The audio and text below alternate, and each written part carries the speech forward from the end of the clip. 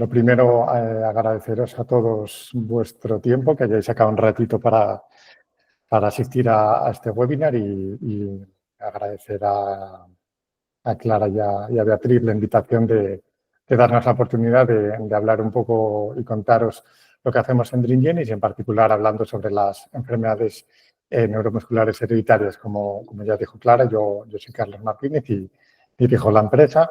Os voy a explicar en 4 o 5 diapositivas muy rápidamente quiénes somos nosotros para que también entendáis un poquito lo que luego vamos a contar y qué es lo que hacemos, ¿vale?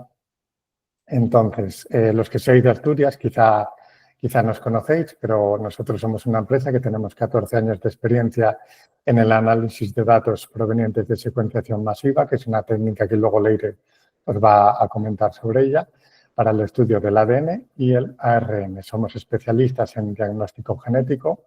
Tenemos una amplia cartera con más de 250 estudios repartidos en 9 especialidades médicas. En el caso concreto de la neurología, con el asesoramiento del doctor Fernando Ayuga, que como acaba de deciros Clara, hoy es una de las personas que dará una de las charlas. Y para los casos de neuropediatría contamos con el asesoramiento del doctor Antonio Obrera, que es neuropediatra aquí en el UCA, en Oviedo. Nuestro trabajo, básicamente, la calidad de nuestros servicios se fundamenta en 3 pilares. El primero de ellos son las certificaciones que tenemos en las normas ISO 9001, la ISO 13485 y la ISO 27001. En los 3 casos estamos certificados por AENOR, que es la Asociación Española de Normalización y Certificación y es la entidad reguladora más estricta que hay en España, ¿vale? Lo cual da más valor a estas certificaciones. El segundo pilar sería nuestro software Genome One, con el cual realizamos todos los análisis, ¿vale? Incluidos, por supuesto, los análisis de los estudios genéticos. Este software cumple con el Reglamento General de Protección de Datos y, como decía antes, está certificado por AENOR en la norma ISO 27001, que es el estándar internacional de seguridad de la información. Esta asegura la protección de todos los datos, tanto genéticos como clínicos, de todos nuestros pacientes. El tercero sería nuestra participación cada año en diversos programas externos de calidad internacionales con excelentes resultados cada año. Para los que no lo sepáis, los programas externos de calidad son unos programas que entidades internacionales como SMQN o GenQA en nuestro caso organizan y en el cual participan muchos laboratorios de todo el mundo. Estas entidades nos mandan a los laboratorios participantes casos teóricos que nosotros tenemos que evaluar y emitir un informe, o bien nos envían muestras de ADN que nosotros tenemos que procesar en nuestro laboratorio como si fuese una muestra cualquiera de un paciente y estudiar el caso y emitir el informe. Y como digo, cada año tenemos excelentes resultados. Esta buena manera de trabajar pues, nos ha generado la confianza en todos estos años que os dije antes, 14 años de trabajo, la confianza de muchos centros aquí en España, también otros fuera de España, pero los que os presento en la diapositiva son algunos de los centros con los que trabajamos aquí. Como veis, hay hospitales muy conocidos, centros de investigación también muy importantes y universidades. Nosotros no solo realizamos una actividad asistencial, sino que también tenemos varias líneas de investigación propias. Hasta el momento hemos desarrollado 11 proyectos de investigación, 3 de los cuales son proyectos europeos y hasta el momento llevamos invertidos más de 1,2 millones de euros en I+D+I. Y por último, me gustaría destacar la colaboración que realizamos con asociaciones, como este caso es con las 7 asociaciones que tenéis en pantalla son con las que ahora mismo estamos colaborando y uno de los puntos básicos de esta colaboración es la realización de actividades formativas como la que estamos realizando hoy, en la cual intentamos acercar a los pacientes de las asociaciones pues la importancia de realizar un estudio genético y en muchos casos también dar una formación porque sabemos que muchos pacientes se encuentran perdidos con respecto a su enfermedad o a con lo que les está pasando o a qué es lo que pueden hacer, ¿vale? En el caso de las enfermedades neuromusculares es lo que hoy vamos a intentar abordar y responder todas las preguntas que tengáis. Establecer este tipo de colaboraciones con asociaciones, a los asociados, os da dos ventajas fundamentales. La primera es la posibilidad de realizar consultas con nosotros, consultas de asesoramiento genético sin ningún compromiso y sin ningún coste, ¿vale? Si vosotros vinierais como un paciente particular a realizar ese asesoramiento genético, sí que tendría coste. Y la segunda es que en el caso de que las genetistas, después de evaluar vuestro caso, consideran que sí que hay la posibilidad de realizar un estudio genético que pueda ayudaros, pues hay una rebaja en el coste de este estudio con respecto al que tendría si vinierais de una manera particular. Y me gustaría destacar, no sé si hay algún paciente de la Asociación Quistes de Tarlov que esté asistiendo hoy, pero me gustaría destacar el estudio que desde el año 2023 estamos realizando con la Asociación Quistes de Tarlov, que se trata del primer estudio genético realizado en España para la identificación de variantes genéticas asociadas a esta patología. Es un estudio que se está realizando a través de la secuenciación del exoma completo en las pacientes que han querido participar. Leire os va a explicar en qué consiste este estudio y, bueno, simplemente destacar que esta asociación se puso en contacto con nosotros en octubre del 2022 a raíz de una charla que dimos en la Universidad Europea de Madrid, hablando precisamente sobre los estudios genéticos en enfermedades raras. Nos explicaron cuál era su situación, que es la de una patología que nadie estudia en España y prácticamente en el mundo tampoco nadie la estudia. Ellas querían que se estudiara, estuvieron durante un año buscando financiación, nosotros ayudamos en lo que pudimos y finalmente lo que han hecho ha sido que cada paciente pues paga su propio estudio y me parece que ahora mismo son 55 las pacientes que lo han realizado hasta la fecha y a nosotros pues nos da mucha satisfacción saber que varias nos han dicho que sus médicos cuando les han llevado el estudio que se han hecho con los resultados pues lo han encontrado muy interesante a la hora de poder tratar su enfermedad y tomar las decisiones terapéuticas adecuadas para tratarla, ¿vale?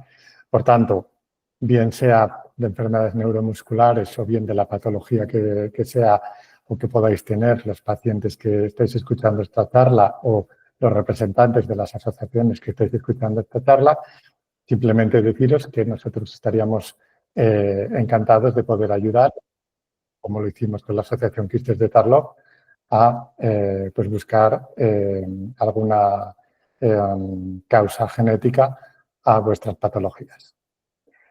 Y ya para meternos propiamente en el webinar, comentar que está organizado en 3 ponencias. La primera de ellas la va a dar mi compañera Carmen Armada, que es genetista clínica en Dringenes.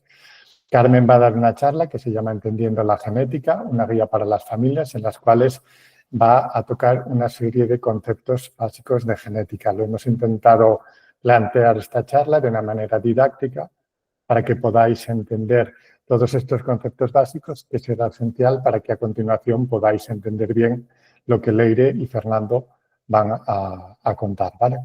La segunda charla la va a dar también mi compañera, la doctora Leire Larzábal, que es la responsable de genética, y ella nos va a hablar sobre la genética molecular en enfermedades neuromusculares hereditarias, en particular sobre los métodos diagnóstico actuales.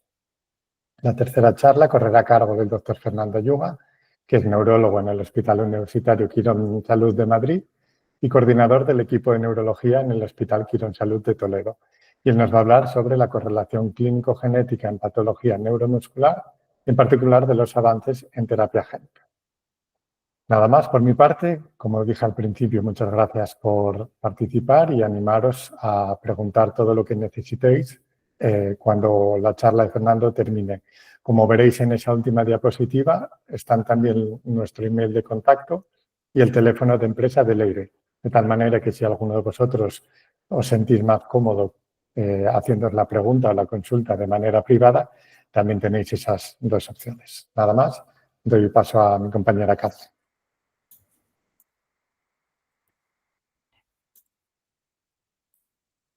Vale. Si me podéis confirmar que se ve y se me escucha bien. Se te escucha muy bien. Sí. Vale. Vale, pues buenas tardes a todos. Gracias por asistir. Como ha dicho mi compañero Carlos, Yo soy Carmen, soy genetista clínica en DreamGenix y hoy voy a daros una breve introducción a algunos conceptos básicos sobre genética que os ayudarán a seguir con claridad todo lo que vamos a explicar a lo largo de la sesión. La charla se titula Entendiendo la genética, una guía para las familias. Mi parte de este conjunto de charlas se divide en 4 bloques principales. En primer lugar, vamos a explicar qué es la genética, los conceptos básicos que necesitamos para entenderla, los principales tipos de alteraciones que se pueden producir en el ADN y cómo se heredan los genes y los principales patrones de herencia. Para empezar, ¿qué es la genética? Es la rama de la biología que estudia cómo está escrita y cómo se transmite la información necesaria para que nuestro organismo funcione correctamente de una generación a otra. Se centra en el estudio de los genes, analiza su estructura, su función y la manera en la que se heredan. Además, estudia cómo diferentes variaciones en el ADN pueden influir en el desarrollo de diferentes enfermedades. En el ámbito clínico, todo este conocimiento nos ayuda a comprender el por qué aparecen estas enfermedades, cómo se transmiten dentro de las familias y qué implicaciones tiene tener un diagnóstico en el pronóstico, tratamiento y asesoramiento genético, ya que conocer la causa genética de una patología en muchas ocasiones reduce la incertidumbre y orienta las decisiones médicas y reproductivas. ¿Qué es el ADN? Las siglas vienen de ácido desoxirribonucleico.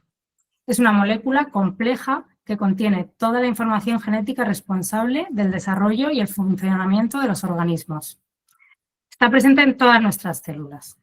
Todas ellas contienen la información genética completa y poseen la misma cantidad de ADN. Tiene una estructura, como aquí podemos ver, de doble hélice, formada por 2 cadenas que se complementan entre sí. Está compuesta por un código de 4 letras que denominamos nucleótidos. Aquí vemos A, T, C y G, que corresponden con adenina, timina, citosina y guanina. Este lenguaje genético es universal para todos los seres vivos. El orden de estas letras es el que determinará la información genética que contiene nuestro ADN. Digamos que es como un manual de instrucciones. Como curiosidad, contaros que si estirásemos todo el ADN que hay presente en una célula humana, mediría aproximadamente unos 2 metros. Como vemos en la imagen, vamos a recorrer la organización del material genético comenzando desde la unidad más grande, que es la célula, pasando por el núcleo, el cromosoma, el gen, el nucleosoma, el gen y llegaremos hasta los nucleótidos, que es la unidad más pequeña. La célula es la unidad estructural y funcional de todos los seres vivos. Las células humanas, concretamente, están rodeadas por una membrana que las separa del medio exterior. Contienen en su interior diferentes orgánulos, entre ellos el núcleo y la mitocondria, que tienen mucha relevancia en el campo de la genética, ya que es en ellos donde se almacena el ADN. Todas las funciones vitales, crecer, obtener energía, reparar daños, reproducirse, dependen de las células. El núcleo, que como hemos comentado se encuentra en el interior de la célula, es el orgánulo encargado de almacenar y procesar la información genética principal de la célula, ya que la mayor parte del ADN se encuentra aquí, excepto una pequeña parte que se encuentra en las mitocondrias. El ADN se enrolla alrededor de unas proteínas denominadas histonas que van formando unas estructuras denominadas nucleosomas que entre sí se van compactando hasta dar lugar a los cromosomas. Además, el núcleo actúa como centro de control de la célula. Regula la expresión génica, es decir, cuándo se leen los genes, cuánta información se lee de cada gen, ya que no todos los genes están activos al mismo tiempo ni en las mismas células. Esta regulación es la que permite que cada célula cumpla unas funciones específicas, coordina las actividades de forma precisa y según las necesidades del organismo. Los cromosomas son esta estructura que hemos explicado formada por ADN y proteínas y contiene y protege nuestra información genética. Cuando hablamos de cariotipo, hablamos del conjunto de cromosomas de un individuo. En concreto, los seres humanos tenemos 46 cromosomas que están distribuidos en 23 pares. De cada par heredamos la mitad de la madre y la otra mitad del padre. Y de los 23 cromosomas, 22 son autosómicos y el par número 23 es el par sexual, que determina el sexo biológico. XX para el sexo femenino, XY para el sexo masculino. En este esquema podemos visualizar un ejemplo de un cariotipo humano. Visualizamos los 22 pares autosómicos del 1 al 22 y el último par es el par sexual. En este ejemplo correspondería con un cariotipo masculino ya que tiene un cromosoma X y un cromosoma Y. Esta es la forma clásica de visualizar el material genético de un individuo y es muy útil para ver cómo se distribuye toda la información genética a nivel de cromosoma. Además, nos permite detectar algunas de las alteraciones a nivel de cromosoma, como veremos más adelante. Un gen es un segmento de toda la secuencia de ADN que contiene la información necesaria para fabricar una proteína. Es la unidad básica de la herencia y son responsables de las características físicas y del correcto funcionamiento del organismo. A día de hoy se conoce que los seres humanos tenemos aproximadamente 22.000 genes, de los cuales unos 6.500 más o menos han sido asociados a patologías. En este diagrama muestra la estructura de un gen con bloques verdes y azules. En verde vemos los exones que contienen la información necesaria para codificar la proteína. Se conoce como regiones codificantes.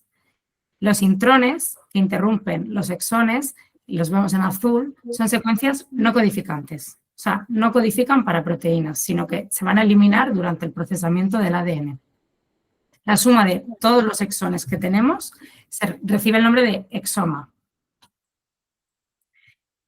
El conjunto completo de todo el ADN que tiene un ser humano le denominamos genoma. Como podemos ver en azul, la mayor parte del genoma, o sea, de todo el ADN que tenemos, no codifica, no para proteínas. O sea, se denominan regiones no codificantes. Solamente el 2% restante, el exoma, que es el conjunto de todos los exones, es donde se encuentran los 22.000 genes que hemos comentado y en este diagrama podemos ver que en la región punteada solo unos 6.500 son los que han sido asociados a enfermedad. Deciros que hay muchísimos genes todavía que se desconoce su función y su implicación clínica, por lo que se espera que el número de genes asociados a enfermedad vayan creciendo a lo largo del tiempo conforme las investigaciones sigan avanzando. Por último, la unidad más pequeña que habíamos comentado antes son los nucleótidos, que son la unidad más básica del ADN. Hemos mencionado antes que había 4, A, T, C y G. Y estos se agrupan de 3 en 3 para formar codones. Estos codones, o sea, grupos de 3 nucleótidos, codifican para un aminoácido. ¿Qué es un aminoácido? Son las unidades que conforman las proteínas. Si nos imaginamos una proteína como un collar, cada uno de los aminoácidos sería una de las perlas del collar.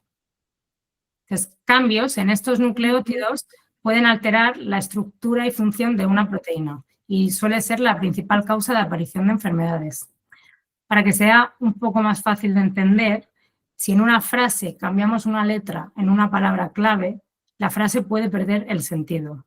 Por ejemplo, las palabras casa y caja solo se difieren en una letra, pero tienen significados completamente diferentes. Lo mismo pasa con un nucleótido en un gen, que un pequeño cambio puede desencadenar un gran efecto. Aquí podemos ver cómo 3 nucleótidos forman un codón y este codifica para un aminoácido, que son estas perlas de aquí, que se van uniendo en cadena hasta dar lugar a una proteína funcional. Vale, el siguiente bloque de las alteraciones en el ADN, las diferentes alteraciones pueden afectar desde un solo nucleótido hasta un cromosoma completo. Se clasifican estas alteraciones según su escala. Pueden ser numéricas, estructurales o de secuencia. Y cada tipo tiene implicaciones clínicas distintas. Las alteraciones numéricas implican variaciones en el número total de los cromosomas. Por ejemplo, podemos tener una copia extra de un cromosoma, lo que se denominaría trisomía, o la ausencia total de un cromosoma, que se llamaría monosomía. Deciros que la mayoría de estas alteraciones en el número de cromosomas no son compatibles con la vida. Aún así, hay algunas excepciones que pueden llegar a término, como es la trisomía del cromosoma 18, que origina síndrome de Edwards, Y aquí podemos ver un cariotipo de una persona en la que se observa que tiene 3 cromosomas 18. O la más conocida, trisomía del cromosoma 21, que causa síndrome de Down. Otro tipo de alteraciones son las estructurales y estas afectan a segmentos un poco más pequeños de los cromosomas. En el caso de las deleciones, observamos cómo se puede perder un fragmento del cromosoma, quedando este con un tamaño reducido. En las duplicaciones, vemos cómo un fragmento puede aparecer duplicado. En las inversiones, un tramo cambia de orientación dentro del mismo cromosoma. Si el orden natural de arriba a abajo sería ABC, vemos cómo este se puede invertir y ahora se leería CBA. Luego, si un fragmento de un cromosoma se inserta dentro de otro cromosoma, hablamos de una inserción. Y cuando 2 cromosomas intercambian segmentos entre sí, hablamos de translocación. Estos cambios pueden interrumpir un gen o alterar su regulación, lo que puede afectar a su correcta expresión y función. Cuando hablamos de alteraciones de secuencia, nos referimos a cambios que afectan solamente a uno o a muy pocos nucleótidos, y esto provoca modificaciones puntuales en el ADN. Para detectarlas, se compara la secuencia del paciente con un genoma de referencia, que representa la secuencia teórica de un individuo sano. Aquí, por ejemplo, hablamos de una sustitución cuando vemos que en el genoma de referencia deberíamos encontrar en una posición concreta una A y nosotros estamos observando una C. Las indels, que son las inserciones y las deleciones, igual, comparamos el genoma de referencia con el del paciente y vemos que en el genoma del paciente se ha insertado una G entre la T y la A, o por el contrario, que hay una A que debería aparecer y no aparece. Estos cambios pueden ser silenciosos y no tener ningún efecto sobre ninguna proteína. Por el contrario, podrían resultar en un cambio de un aminoácido crítico y provocar que una proteína se acorte. Esto sí podría tener consecuencias más graves sobre la estructura y función de la proteína y causar una patología. Luego hay otro tipo de alteraciones de secuencia que se denominan dinámicas. Consiste en una expansión inestable de secuencias repetitivas. Por ejemplo, en la distrofia de Steiner hay un triplete CTG en el gen DMPK que se puede expandir en el ADN del paciente y superar un umbral crítico a partir del cual se desarrolla la enfermedad. En este ejemplo, vemos cómo la sustitución de una T por una C en el paciente provoca un cambio de aminoácido, de una leucina por una serina en este ejemplo. Si este aminoácido resulta ser crítico para la función de la proteína, la podría alterar y esta proteína podría dejar de funcionar. Todos tenemos cambios en nuestro ADN.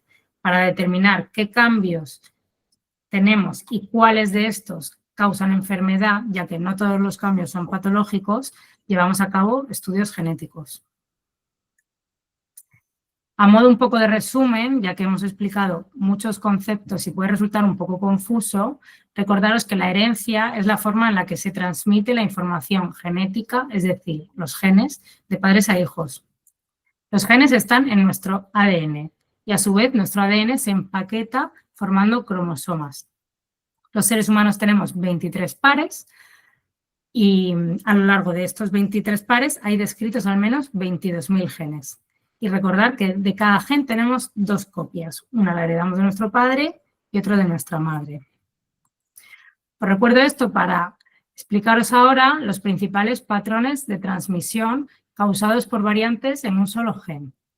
Tendremos la herencia autosómica dominante y recesiva cuando los genes alterados se encuentran en uno de los 22 cromosomas autosómicos, y la herencia ligada al cromosoma X cuando el gen alterado se ubica en el cromosoma X. Entender estos patrones es importante para estimar el riesgo y las probabilidades de que una patología se transmita en una familia. Aquí veis el concepto alelo, sepáis que llamemos alelo a cada una de las versiones alternativas de un mismo gen. En este ejemplo hablamos de herencia autosómica dominante cuando basta una sola copia alterada del gen para desarrollar la enfermedad. En este ejemplo vemos que el alelo alterado, es decir, el gen alterado, queda marcado en rojo. Más concretamente, la madre está afecta con una patología y solo tiene una copia del cromosoma alterado. Y el padre, lo vemos aquí, tiene las 2 copias normales y es sano. En este tipo de enfermedades es suficiente que uno de los 2 progenitores tenga un gen alterado para poder transmitir la enfermedad. Cada uno de sus hijos, independientemente del sexo, tiene un 50% de probabilidades de heredar el gen alterado y, por tanto, de ser afecto. El otro 50% no heredará el cromosoma alterado y estará sano. Ejemplos de enfermedades neuromusculares que siguen este patrón de herencia son las distrofias miotónicas o la distrofia facioscapulohumeral. En el caso de las enfermedades que siguen un patrón de herencia autosómica recesiva, las 2 copias del gen son necesarias que estén alteradas para desarrollar la enfermedad. En este esquema, el alelo alterado viene representado en amarillo. Si ambos progenitores, como en este ejemplo, son portadores de una sola versión alterada del gen, ellos van a ser portadores, pero van a ser sanos. Sin embargo, para cada hijo hay un 25% de probabilidades que hereden los 2 cromosomas alterados y, por tanto, de estar afectos. Un 50% de los hijos heredará solo una copia alterada y una normal, por lo tanto, será portador de la alteración, pero no desarrollará la enfermedad, igual que sus padres. Y un 25% de probabilidades de que el hijo no herede ninguno de los cromosomas alterados y, por tanto, sea sano y, además, no portador. Ejemplos de enfermedades neuromusculares con herencia autosómica recesiva tenemos la atrofia muscular espinal o la distrofia muscular de cinturas. Por último, la herencia ligada al cromosoma X. Cuando el gen alterado se encuentra en este cromosoma, la expresión y el riesgo varía entre hombres y mujeres, porque nosotras tenemos 2 cromosomas X, mientras que los hombres solo tienen 1. Recordamos que son XY.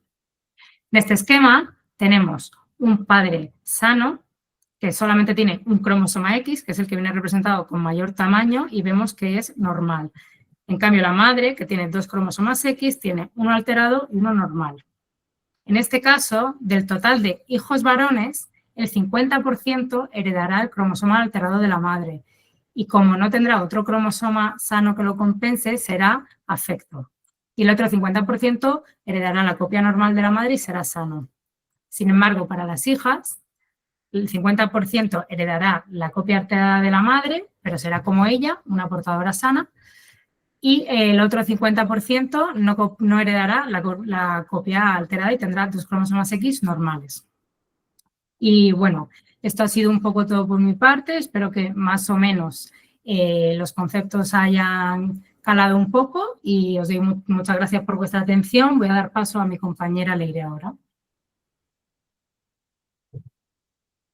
Vale, muchas gracias, Carmen. Voy a compartir pantalla, presentar ahora, a ver si Una cosa, si os parece, las preguntas las dejamos para el final, ¿no? Para que hagáis primero la parte de charla y luego sí que las personas que quieran pueden hacer preguntas. Mejor así, ¿verdad? Sí, yo creo que igual más fácil, ¿no? Vale. Sí, al final, y perdona, pero aprovechando lo que comentas, se me olvidó decir a mí al principio, como estáis viendo, el webinar se está grabando, ¿vale? La idea es luego pasárselo a Clara y a Beatriz y que si lo queréis os lo puedan enviar ellas, ¿vale? Cuando nosotros tengamos la grabación, la vamos a editar y la parte de las preguntas la vamos a eliminar. ¿Vale? Única y exclusivamente van a quedar las charlas, que es la parte informativa importante. De esta manera, lo digo para que preguntéis con total tranquilidad que esa parte se va a eliminar, ¿vale? Independientemente de eso, como dije antes, veréis que está tanto nuestro email como nuestro número el número de teléfono de Leire de empresa si nos preferís contactar por privado, nada más. Vale, veis mi pantalla, ¿verdad? Y Sí. me escucháis. Vale, vale. Pues nada, como ya me han presentado mis compañeros, yo soy Leire, soy la responsable de genética, y una vez que mi compañera Carmen nos ha explicado qué es el ADN, qué son los genes, cómo estos se transmiten, lo que vamos a intentar ahora es explicar cómo la información disponible en ese ADN, en esos genes, nos va a permitir realizar el diagnóstico genético de las enfermedades neuromusculares. En la siguiente charla, que tiene como título Genética molecular en enfermedades neuromusculares hereditarias, métodos diagnósticos actuales. Haremos una breve introducción de las enfermedades neuromusculares y explicaremos qué son los estudios genéticos y qué tipos hay.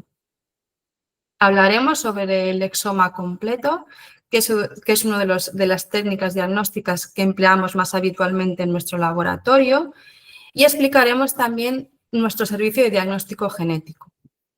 Finalmente, indicaremos las razones más importantes por las cuales es necesario en muchos casos realizar un estudio genético.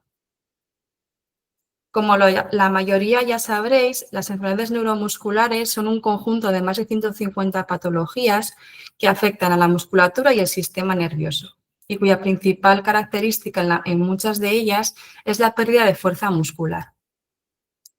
Estas enfermedades pueden afectar a la motoneurona espinal, al nervio periférico, unión neuromuscular o al músculo.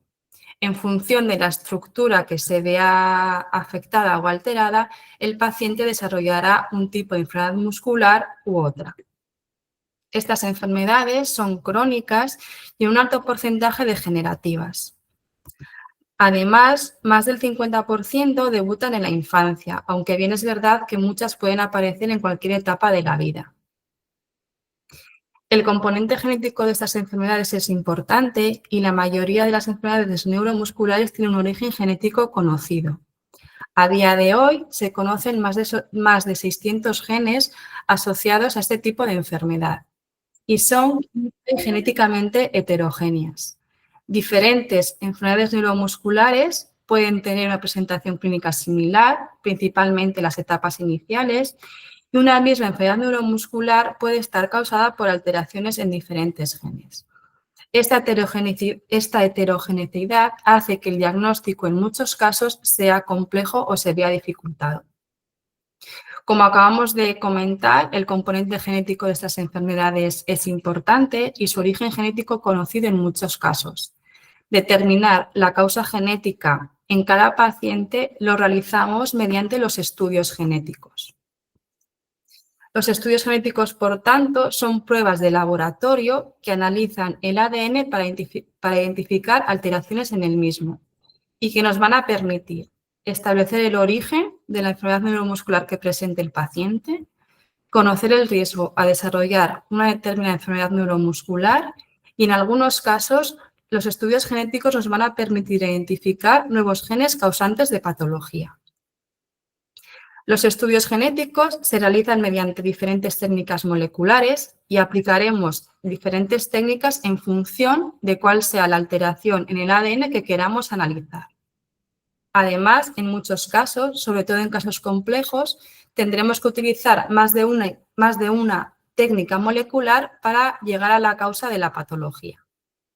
Dentro de las diferentes técnicas moleculares, estas son las más habituales. El cariotipo, cuando queremos analizar alteraciones en el número y estructura de los cromosomas. El MLPA, cuando lo que queremos estudiar son alteraciones en número de copia, es decir, cuando queremos estudiar inserciones, o sea, duplicaciones o deleciones de regiones genómicas o genes concretos. La secuenciación masiva, cuando lo que queremos estudiar son alteraciones en la secuencia de los genes. Esta técnica también nos permite estudiar alteraciones en número de copia. Y la técnica de TPPCR, la cual nos permite estudiar alteraciones dinámicas, es decir, expansión de tripletes. Cualquiera de estas técnicas moleculares son las que empleamos cuando queremos diagnosticar una enfermedad neuromuscular, si bien es verdad que la mayoría de ellas están causadas por alteraciones en la secuencia de genes determinados y por ello es la secuenciación masiva la técnica que mayoritariamente empleamos. Esta técnica nos permite analizar la secuencia de grandes cantidades de ADN de manera simultánea. Mediante la secuenciación masiva podemos estudiar o analizar la secuencia de genes individuales, de genes únicos. Esto lo aplicamos cuando la clínica del paciente es muy evidente o cuando la patología está causada por un único gen. Esta técnica también nos permite estudiar un grupo de genes, cuando esta patología puede estar causada por alteraciones en diferentes genes. A esta estrategia le denominamos exoma dirigido. Pero la secuenciación masiva nos permite dar un paso más y nos permite estudiar los 6.500 genes asociados a enfermedad de una manera simultánea, en un mismo ensayo. A esta estrategia la denominamos exoma clínico. Y también nos permite incluso estudiar todos los genes, los 22.000 genes que hay en nuestro ADN. A esto lo denominamos exoma completo.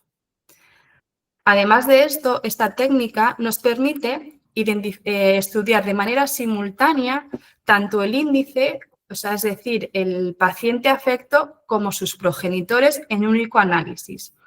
Este estudio, el que denominamos exoma dúo o trío, aumenta el rendimiento diagnóstico si lo comparamos con el estudio del caso índice, es decir, cuando únicamente estudiamos al paciente afecto. ¿Qué tipo de estudio o cuántos genes vamos a analizar? Va a depender principalmente de la complejidad del fenotipo que presente el paciente. Ante un cuadro clínico muy definido o enfermedad conocida, lo que vamos a analizar va a ser el gen o los genes causales asociados a la patología que presenta el paciente.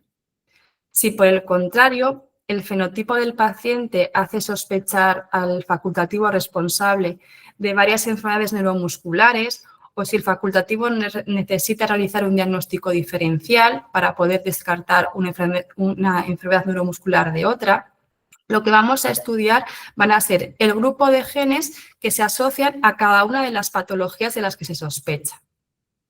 Por último, si el paciente presenta un fenotipo complejo que no hace sospechar de ninguna patología concreta, lo que hacemos es estudiar los 6.500 genes asociados a patología, que antes hemos denominado como exoma clínico, o incluso podemos llegar a estudiar todos los genes que hay en nuestro ADN, lo que antes hemos denominado exoma completo. A continuación explicaremos más en detalle en qué consiste este tipo de estudio y cómo lo llevamos a cabo. Por lo tanto, el exoma completo implica la secuenciación y análisis de todas las regiones genómicas codificantes, es decir, de todos los exones de todos nuestros genes.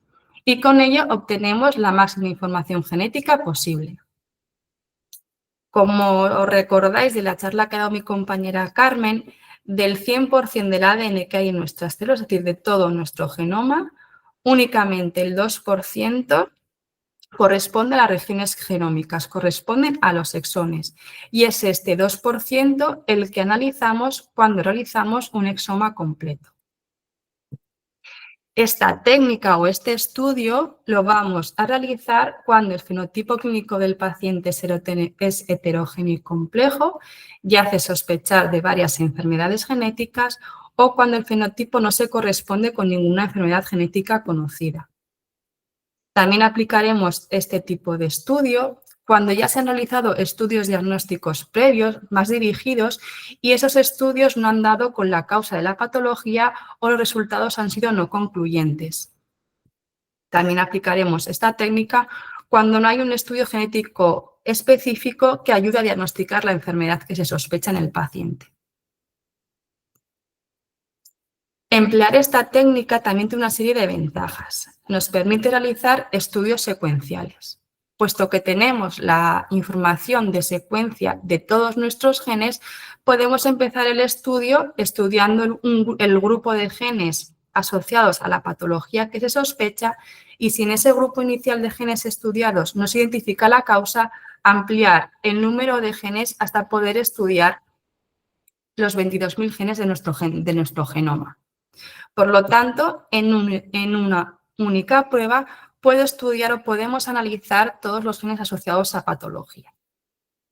Además, pues como ya hemos dicho y puesto que tenemos la información de todos los genes de nuestro ADN, podemos identificar nuevos genes candidatos, igual que variantes asociadas a enfermedades neuromusculares que todavía no han sido descritas. Y por la misma razón podemos analizar nuevos genes en un futuro que a día de hoy todavía no estén asociados a enfermedad neuromuscular, pero que con el conocimiento e investigación se asocien en un futuro sin tener que volver a realizar toda la técnica de nuevo. ¿Cómo realizamos el estudio del exoma completo en el laboratorio? Este tipo de estudio, como todos los estudios genéticos, se comienza a partir de una muestra biológica del paciente, principalmente en este caso sangre o saliva. A partir de esta muestra extraemos el ADN en el laboratorio. Este ADN, una vez que ya lo hemos obtenido, mediante diferentes protocolos de laboratorio y equipamientos específicos, obtenemos su secuenciación, es decir, obtenemos el orden de nucleótidos de todos los exones de todos nuestros genes. Y esa información la analizamos a nivel bioinformático. Este análisis bioinformático lo que se basa principalmente es en enfrentar el genoma del paciente, es decir, el orden de nucleótidos de mi paciente, al genoma de referencia, que como ha dicho mi compañera Carmen, es el orden de nucleótidos que se ha establecido a nivel científico y global que correspondería a población sana. Una vez que tenemos los dos ADNs enfrentados, se analiza posición a posición si hay diferencias entre el ADN del paciente y el ADN de referencia y se identifica cada variante que se identifique. En este caso, por ejemplo, hemos identificado que donde el ADN de referencia tiene una T, nuestro paciente tiene una C. Cuando realizamos estudios de soma completo, identificamos más de 150.000 variantes de este estilo. ¿Vale? Lo complejo de estos estudios es determinar cuál de estos cambios que hemos identificado da lugar a enfermedad. Para ello, lo que hacemos los genetistas es interpretar cada variante identificada. Para ello, nos guiamos o nos servimos de diferentes evidencias que nos van a ayudar a clasificar estas variantes. Nos preguntamos si la variante que hemos visto en el paciente, si el cambio que hemos visto en el ADN del paciente afecta a la estructura y función de la proteína, si la variante que hemos visto está situada en un gen que está asociada a enfermedad neuromuscular del paciente o ese gen está asociado a otra patología que nada tiene que ver, si la variante si ha sido descrita previamente, si ha sido descrita en pacientes, en población sana, y en base a estas evidencias y a otras muchas, clasificamos las variantes, clasificamos los cambios que observamos en el paciente.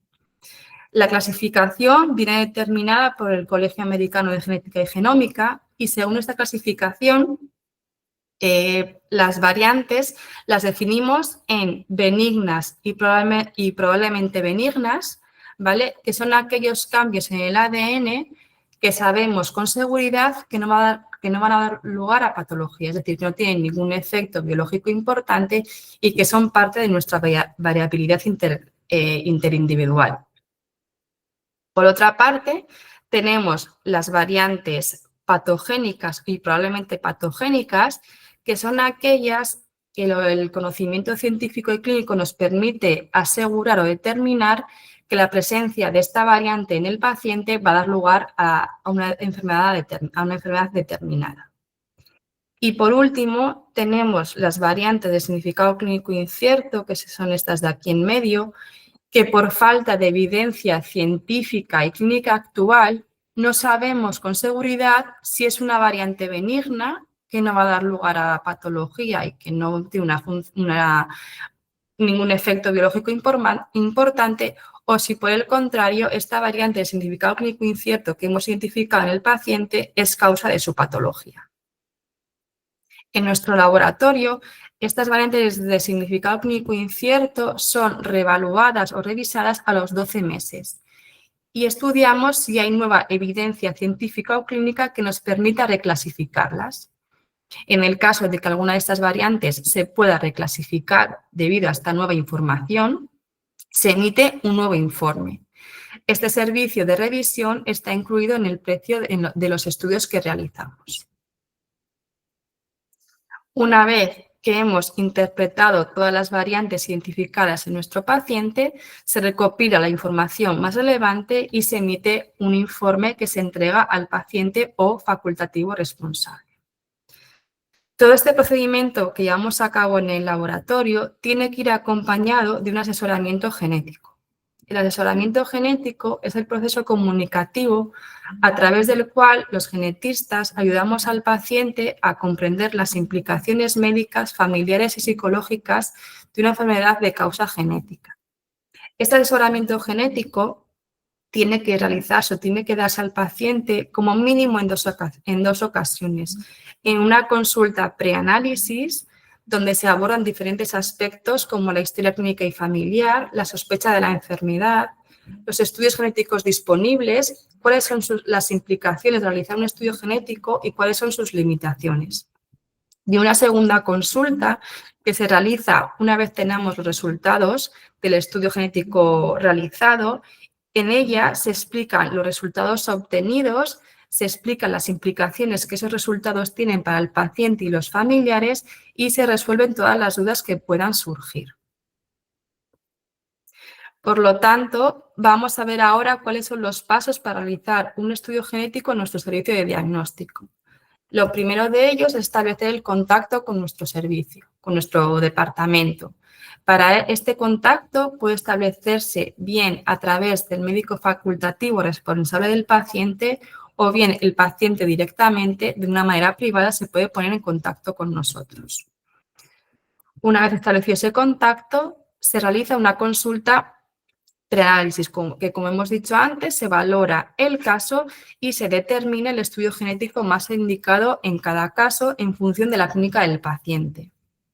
La valoración del caso se realiza desde el Departamento de Genética entre mi compañera Carmen y yo, con la ayuda de nuestros asesores médicos, el doctor Fernando Ayuga para casos de adultos y el doctor Antonio Drera para casos pediátricos. Entre los cuatro evaluamos el caso y determinamos cuál es el mejor abordaje diagnóstico para el paciente.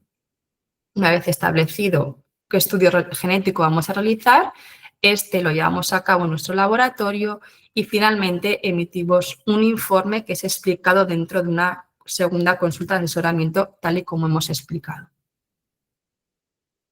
Actualmente, nuestro servicio de diagnóstico genético tiene disponibles 24 estudios para el diagnóstico de enfermedades neuromusculares.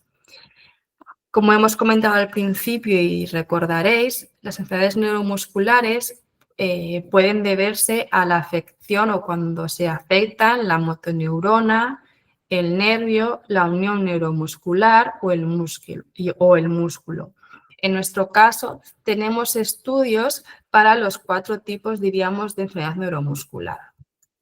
Tenemos estudios que van a analizar los genes asociados a la enfermedad de la motoneurona, para patologías asociadas al nervio periférico, a la unión nerviomuscular y a las patologías donde el músculo está afectado.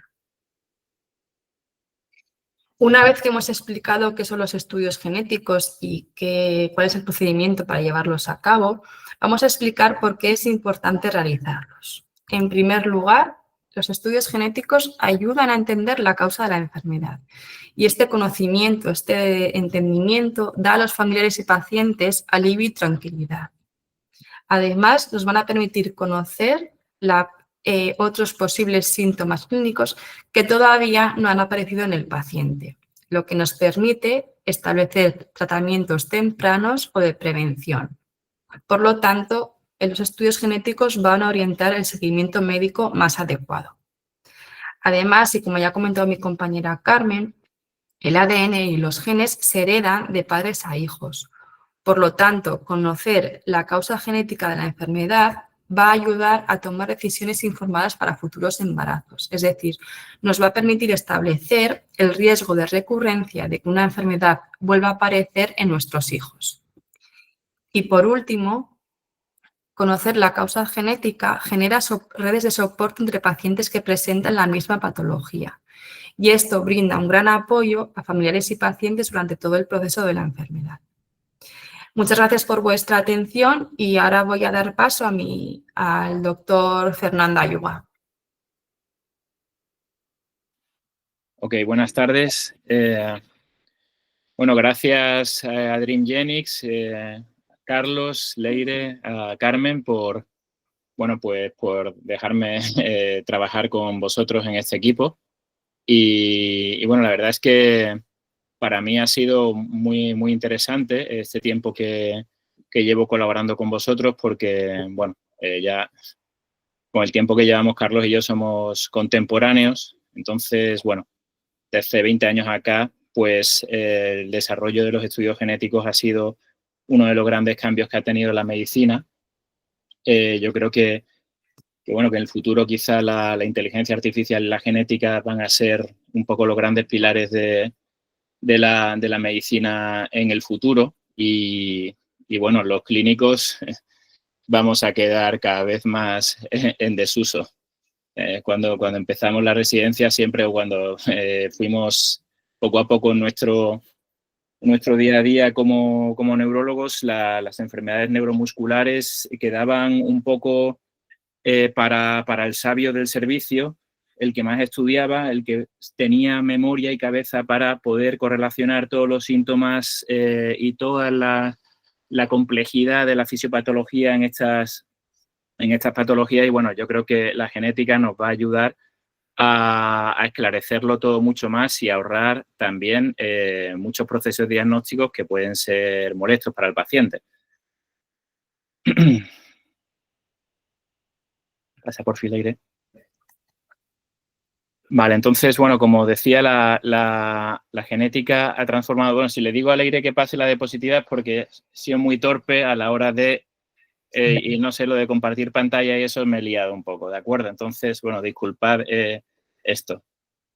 Bueno, pues, como digo, la genética nos lleva a un diagnóstico precoz, que para nosotros siempre ha sido quizá pues en patología neuromuscular algo a tener muy en cuenta, puesto que estamos acostumbrados a ver casos de segundas, terceras, cuartas opiniones con un montón de informes clínicos que realmente se convierten en amalgama de información que es difícil de ir precisando y aclarándote con el caso, ¿no? Entonces, con los estudios genéticos se acorta mucho el camino.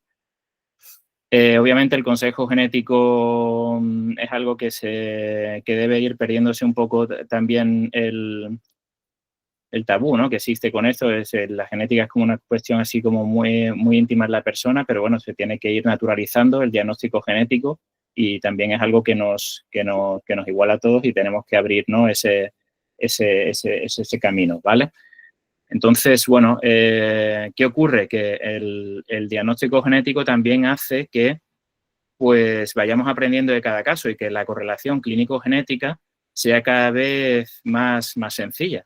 Porque, como ha dicho Leire, pues cuando hay veces que se identifican errores genéticos que después es muy difícil correlacionar con la patología y si tenemos más experiencia con el tiempo, ¿no?, y si tenemos casos previos, pues podemos tener más base, ¿no?, para establecer esa correlación clínico-genética. Es decir, que cada caso aporta ya no solo al propio paciente, sino también al conocimiento de los profesionales. Bien. Bueno, los objetivos de esta reunión van a ser presentar correlaciones clínico-genéticas. Voy a presentar un par de casos que son un poco, bueno, pues antagónicos en cuanto a la edad de presentación, pero en ambos clave en el diagnóstico genético y establecer una buena correlación clínico-genética, el impacto que tiene el diagnóstico genético, es decir, el diagnóstico molecular en la medicina actual, y actualizar algo sobre las nuevas terapias génicas en patología neuromuscular. El primer caso es un chico de 3 años que bueno, tiene un retraso motor, es decir, tiene pues debilidad muscular, una hipotonía desde la infancia y bueno, pues incapacidad para correr, saltar, y tiene la CECA, que es una enzima que nos da una idea de cómo está de sano el músculo, pues está ligeramente elevada, ¿no? Por otro lado, en la resonancia magnética se ve una imagen aquí, se ve, a ver qué, vale, se ve una imagen en sustancia blanca ahí, que eso nos da una idea de que puede haber un tipo de distrofia muscular, ¿de acuerdo?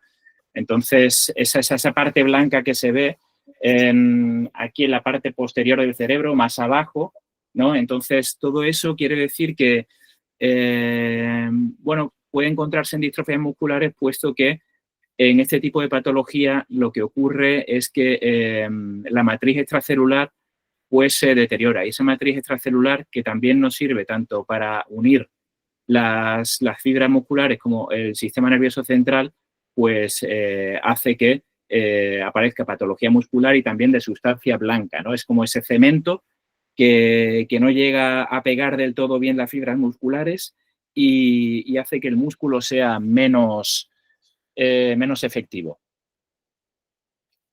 Bien, entonces, bueno, pues en este caso se realizó un exoma completo en trío, como ha comentado antes Leire, tanto probando al paciente y a los progenitores, y se identificó una mutación heterocigótica heredada del padre y de la madre. En este caso hubo un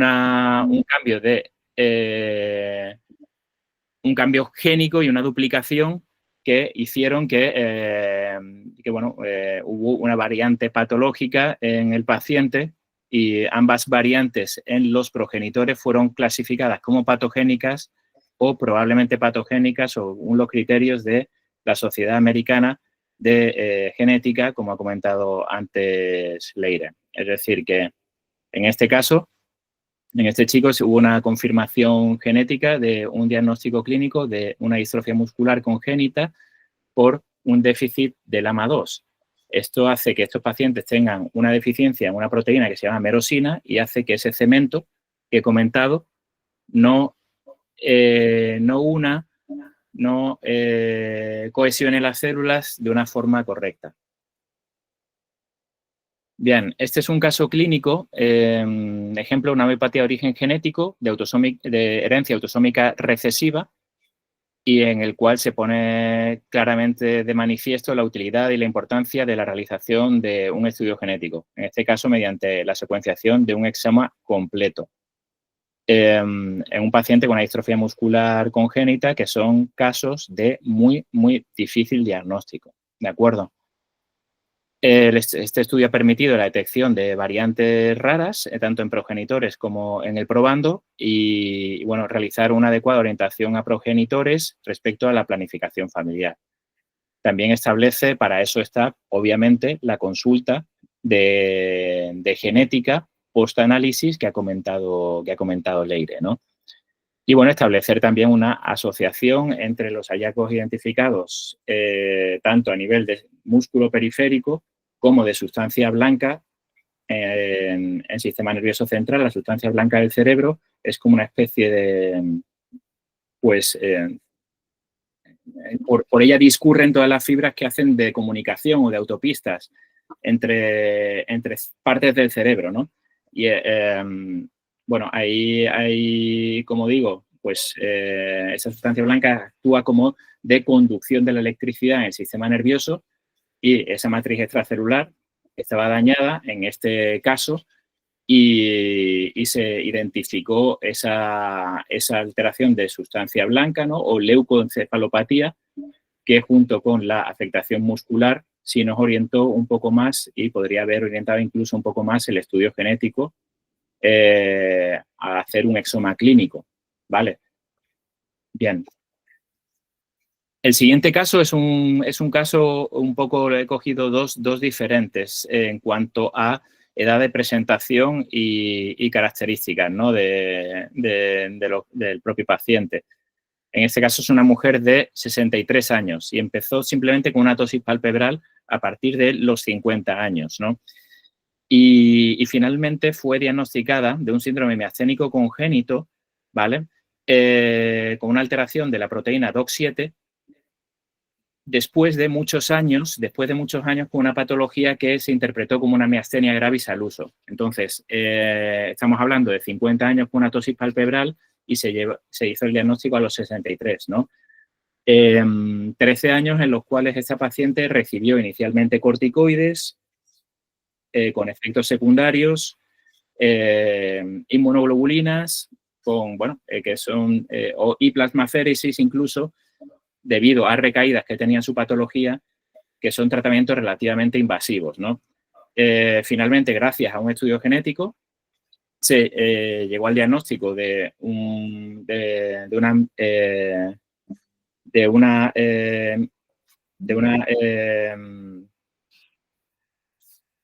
una variante miasténica de origen congénito, un síndrome miasteniforme de origen congénito, en el cual lo que hace es la mutación en el gen DOX7 hace que una especie de protector, de receptor que está en la fibra muscular, ¿no? En estos síndromes miasteniformes lo que ocurre es que se produce una unión, ¿no? Entre la fibra nerviosa y el músculo, y hay un receptor que en este caso es el receptor MASC, ¿no? La alteración de esta proteína DOX7 hacía que este receptor MASC no funcionase correctamente, que era el que actuaba como una especie de enchufe para que el estímulo eléctrico pasase correctamente desde el nervio al músculo, ¿no? Y eso se manifestaba simplemente con debilidad muscular. Generalmente suele producirse a nivel de musculatura vulvar o de musculatura ocular, también a nivel de musculatura de extremidades en otros casos, ya en una paciente mayor después de un error diagnóstico repetido durante años, ¿no? O sea que en este caso, pues el estudio genético, digamos que cambió la vida de la paciente, porque además se pudo beneficiar de una terapia de precisión, de una medicación que es el salbutamol, que se sabe que es específica para este tipo de casos, ¿no? Algo que hubiese sido impensable sin el estudio genético. Por lo tanto, este es un síndrome miasténico congénito tipo DOX7, una enfermedad con herencia autosómica recesiva, y de nuevo se pone de manifiesto la utilidad de la realización de un estudio genético para alcanzar un diagnóstico de precisión y llegar al objetivo de una medicina de precisión, que es lo que queremos en el futuro. Este estudio, por lo tanto, ha permitido demostrar la existencia de errores diagnósticos frecuentes, ¿vale? Demostrar que la clínica asociada a mutaciones en este gen puede provocarse o puede presentar un síndrome miasteniforme, aunque sea congénito, en edad adulta. Por lo tanto, esto es, digamos, se van marcando pequeños hitos y casos clínicos que al tener el estudio genético nos sirven de una base para ir identificando nuevos casos, y la importancia del estudio genético en este caso para dirigir de forma más precisa el tratamiento y cambiar la vida del paciente, al menos parcialmente, ¿vale? Entonces, comparamos esos dos casos y, por un lado, esta distrofia muscular congénita por un déficit de merosina de edad infantil, y un caso de un síndrome miasteniforme congénito, una miastenia congénita de inicio en edad adulta, casos ultra complejos de diagnóstico clínico, ¿vale? En el diagnóstico clínico de este síndrome miasteniforme congénito ocurre que el diagnóstico neurofisiológico no daba la clave, ¿eh? Se hacen, pues, electromiogramas, una prueba que se llama jitter frontal, ¿no? Donde se analiza eléctricamente la unión de una sola fibra con el músculo, y en este caso dio negativo, por lo cual, a pesar de que sabíamos que no era una miastenia al uso, se recibió tratamiento como una miastenia, y bueno, digamos que estábamos dando un poco cabezazos contra la pared, ¿no? Hasta que, bueno, pues el estudio genético aclaró el proceso. Bien, avances en terapia génica. La terapia génica, como ha dicho Carmen, pues yo la califico, como no soy genetista y no soy especialista en el tema, la veo y me ha parecido muy bien esa idea del manual de instrucciones, ¿no? Entonces, la terapia génica lo que permite, por un lado, según las modalidades de terapia génica, es, bueno, detectar errores en el manual de instrucciones, ¿no? O, por otro lado, también, cuando no existen errores en el manual, digamos, errores tipográficos o errores ortográficos en el manual de instrucciones, ayudarnos a que ese manual lo interpretemos de forma correcta, ¿vale? O que en ese proceso de producción de ese mueble de IKEA, por ejemplo, ¿no? Nos saltemos procesos que nos llevaban a error o a paralizarnos en la elaboración, en la construcción del mueble, ¿no? Bien, un ejemplo de éxito es Spinraza, ¿no? Es una terapia aprobada por la atrofia muscular espinal. Esta es una terapia génica en la cual se modifica el ARN mensajero, que digamos el ARN mensajero es el proceso de interpretación del código genético y cómo ese código genético se transforma en proteínas, ¿no? En lo que vemos en este caso sería el manual de instrucciones, no, sería cómo interpretamos para producir poner todas las tablitas del mueble. Bien, entonces, en este caso, lo que se inyecta a través de vía intratecal, punción lumbar, y a través de un virus atenuado que permite llevar ese ARN mensajero,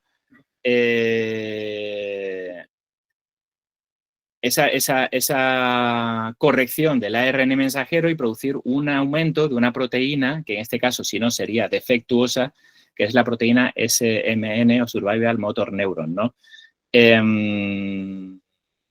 Ha demostrado mejoría, sobre todo si se aplica precozmente en niños, ¿vale? Y supuso un cambio de paradigma claro en el tratamiento de las enfermedades neuromusculares. Bien, en cuanto a las estrategias de terapia génica, podemos tener un reemplazo génico con virus atenuados, ¿vale? Lo que se conoce como oligonucleótidos antisentido o AOS, en los cuales pues estos oligonucleótidos antisentido lo que hacen es que nosotros errores de interpretación del código genético o del manual de instrucciones, esos errores de interpretación no se produzcan. O si hay un error de interpretación, pasarlo por alto para que no tenga consecuencias en la elaboración del producto, ¿vale? O también se puede producir una edición génica, como con el CRISPR-Cas9, en la cual lo que se actúa directamente, ya no solo a nivel de ARN mensajero, sino a nivel genético, donde esa especie de corta y pega de intrones y exones hace que con el CRISPR, con la edición génica, se haga correctamente, ¿de acuerdo? Correctamente, sin que haya errores de mal pegamiento de esos exones que son finalmente lo que llevan a cabo a la producción de proteínas y conformarnos a nosotros. La terapia celular y combinaciones puede ser terapia celular a través de, por ejemplo, implantar tejido o bien células madre, bien intratecal o a nivel del tejido, del propio tejido muscular o a nivel del sistema nervioso, ¿de acuerdo? Bien, en este caso, terapias de investigación se están realizando en las patologías que he presentado, tanto en el déficit de merosina, LAMA2, con el reemplazo génico y edición génica, y con el DOX7, en estudios experimentales mediante activación de vías sinápticas. También existen estudios en proceso en distrofias de cinturas y en Duchenne con ensayos con estos oligonucleótidos antisentido y con CRISPR. Bien, os quiero comentar también sobre la nueva terapia que se ha probado recientemente, hace menos de un mes, en ELA, en un tipo de ELA donde existe una mutación en la superóxido dismutasa. La superóxido dismutasa es una proteína que es como una especie de basurero en la motoneurona. Lo que hace es limpiar el ambiente en el que se encuentra la motoneurona de elementos tóxicos. Que ocurre que una superóxido dismutasa mutada, en vez de limpiar, lo que hace es ensuciar mucho el ambiente de la motoneurona y hace que no funcione correctamente. Entonces, lo que se consigue mediante este oligonucleótido antisentido es que haya una producción menor de superóxido dismutasa tóxica. Entonces, se disminuye el estrés oxidativo y la degeneración y mal funcionamiento de las motoneuronas.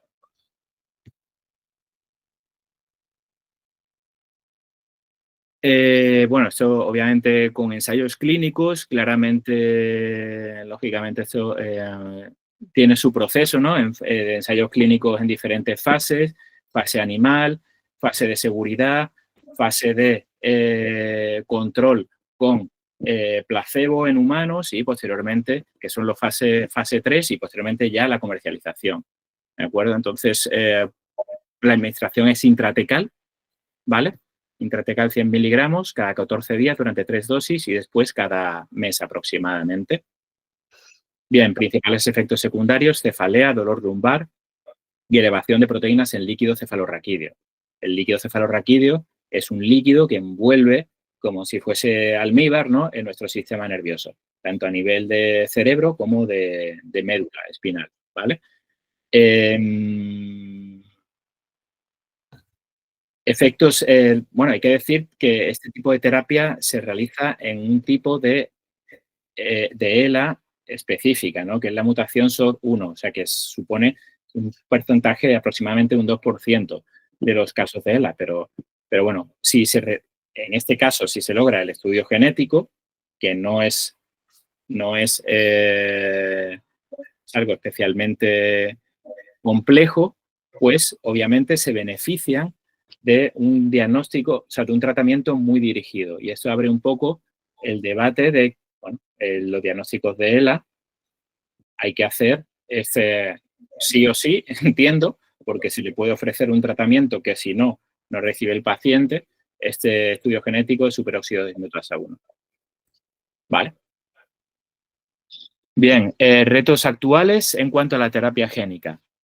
Seguridad y eficacia, ¿no? En cuanto a seguridad, efectos inmunogénicos. Eso hay que tenerlo muy en cuenta. Son tratamientos muy costosos y también hay que ver la forma de que sean accesibles y tener en cuenta costes, selección de candidatos y ahí, bueno, pues entra un poco un tema ya mucho más complejo, ¿no?, que es de gestión de servicios sanitarios y de saber dónde hay que aplicar, bueno, los presupuestos, etcétera, ¿vale?